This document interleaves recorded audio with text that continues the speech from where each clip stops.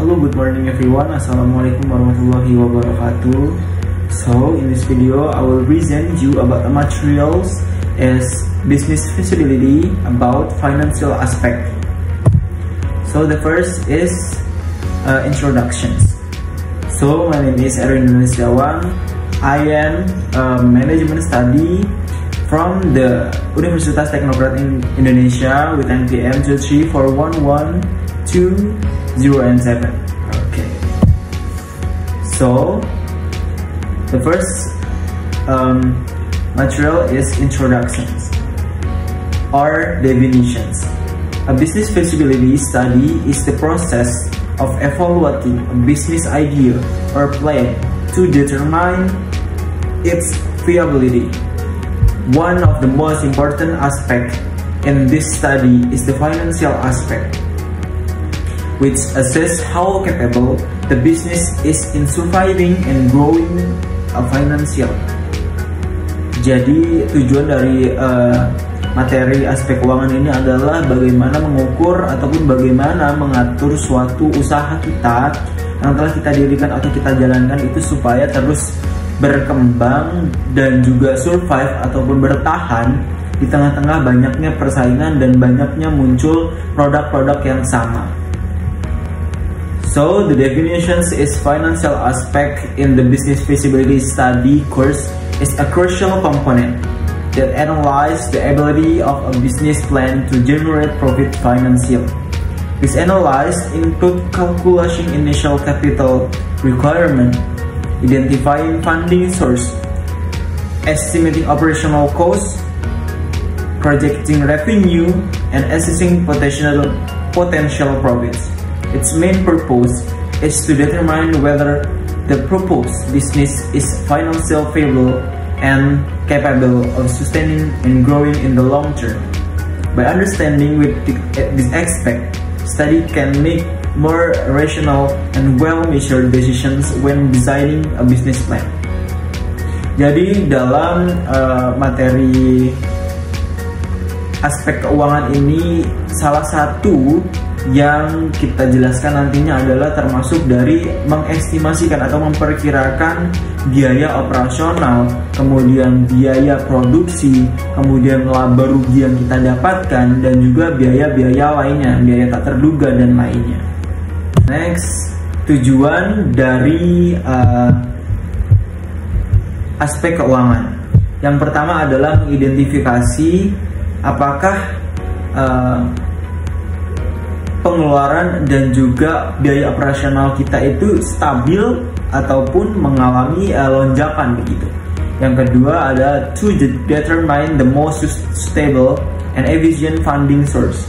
Jadi mengatur bagaimana keuangan yang kita keluarkan itu bisa efisien untuk kita gunakan dan juga tidak mengalami kerugian. Kemudian to estimate potential income a business profit. Jadi mengestimasikan potensi dan juga pemasukan dalam laba sebuah perusahaan. Yang ketiga, yang keempat ada to analyze possible financial risk in the future. Jadi dalam materi aspek keuangan ini kita juga belajar bagaimana kita bisa mengatasi resiko-resiko yang akan kita hadapi ketika kita menghadapi sebuah tantangan ataupun persaingan dalam menjalankan bisnis kita. Kemudian to provide a realistic picture of business prospect to investor or business owner. Lanjut ke komponen-komponen dalam aspek keuangan. Yang pertama adalah initial capital, fund to start the business including fixed asset and initial operational needs. Kemudian operations all costs, daily or monthly expense to run the business. Dan revenue itu mengestimasi bagaimana pemasukan dan juga aktivitas dalam bisnis kita. Lanjut profit and loss, laba dan juga rugi. Cash flow, arus kas, break even point, kemudian return on investment.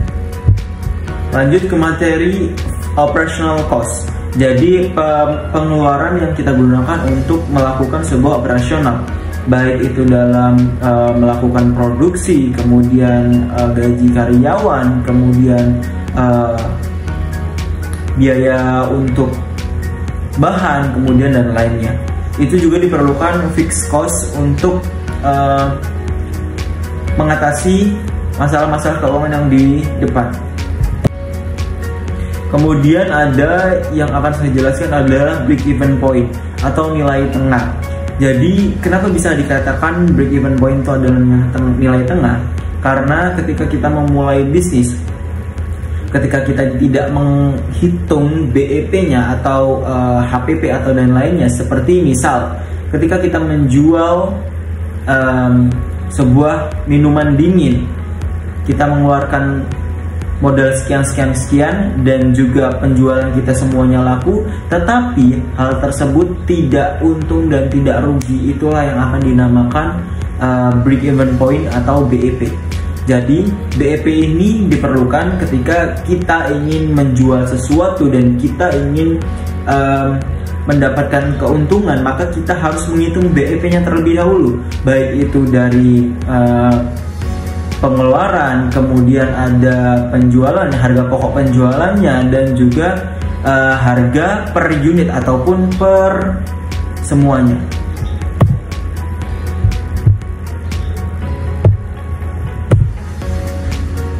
Kemudian ada cash flow atau arus kas. Nah, arus kas ini ada arus kas masuk dan arus kas keluar. Nah, arus kas masuk ini adalah debit, baik itu dari penjualan, kemudian investasi dan lain sebagainya, atau yang bisa kita biasa sebut dalam akuntansi itu adalah debit. Nah, kemudian untuk kredit ini adalah untuk pembayaran, kemudian untuk kebutuhan-kebutuhan yang lain, kemudian untuk operasional, kemudian untuk utang piutang dan lain sebagainya. Kemudian ada return on investment. Return on investment ini adalah menghitung bagaimana investasi yang kita keluarkan atau investasi yang investor berikan kepada kita itu tuh mengalami keuntungan atau tidak, ataupun memberikan dampak yang besar atau tidak. Nah, untuk menghitung dari return on investment ini adalah laba bersih dikurang initial capital dikali 100%.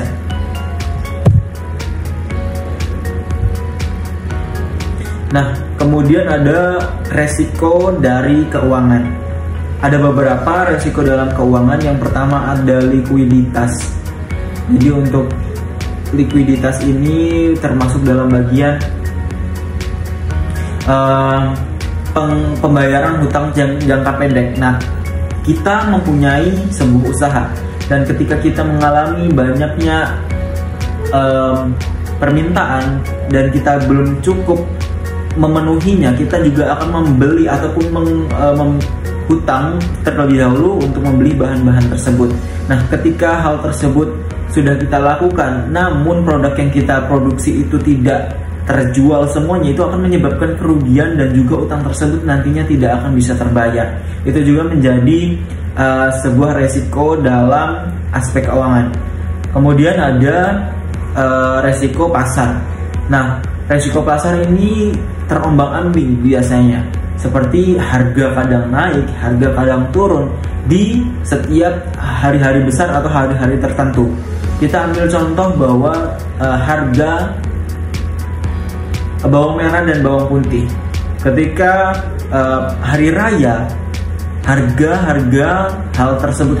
bawang merah dan bawang putih itu naik. Dan ketika hari biasa, bawang merah dan bawang putih itu turun. Itu akan membuat kerugian karena ketika bawang merah dan bawang itu naik, itu juga nanti akan berdampak pada suku cadang yang membuat seperti pupuknya dan pengelolaannya, semua itu akan naik. Nah, ketika langsung turun tapi pupuknya itu juga belum turun, itu akan membuat kerugian karena tidak sesuai dengan harga pasar. Jadi akan membuat kebingungan nantinya yang di pasar. Kemudian ada resiko kredit. Dan resiko kredit ini sering terjadi karena pelanggan juga terkadang susah untuk membayar piutang mereka terhadap usaha kita. Kemudian operasional resiko seperti biaya tak terduga. Semisal kita mempunyai karyawan tersebut mengalami kecelakaan yang sangat berat, itu akan menimbulkan biaya yang tak terduga. Nah, biaya yang tak terduga ini juga nantinya akan mengeluarkan biaya yang mempengaruhi dari biaya produksi kita, biaya laba kita, dan juga biaya arus masuk keluarnya dari sebuah usaha kita. Jadi aspek keuangan itu adalah hal-hal yang penting, karena di aspek keuangan kita bisa memperhitungkan apakah usaha yang kita jalankan itu bisa memperoleh keuntungan, usaha yang kita jalankan itu bisa stabil, dan usaha yang kita jalankan itu bisa survive atau bertahan di tengah banyaknya persaingan dan banyaknya produk-produk yang serupa dengan usaha kita. So that's will the end the presentations, and I'm Erwin Danisiawan. Pamit undur diri. Wassalamualaikum warahmatullahi wabarakatuh.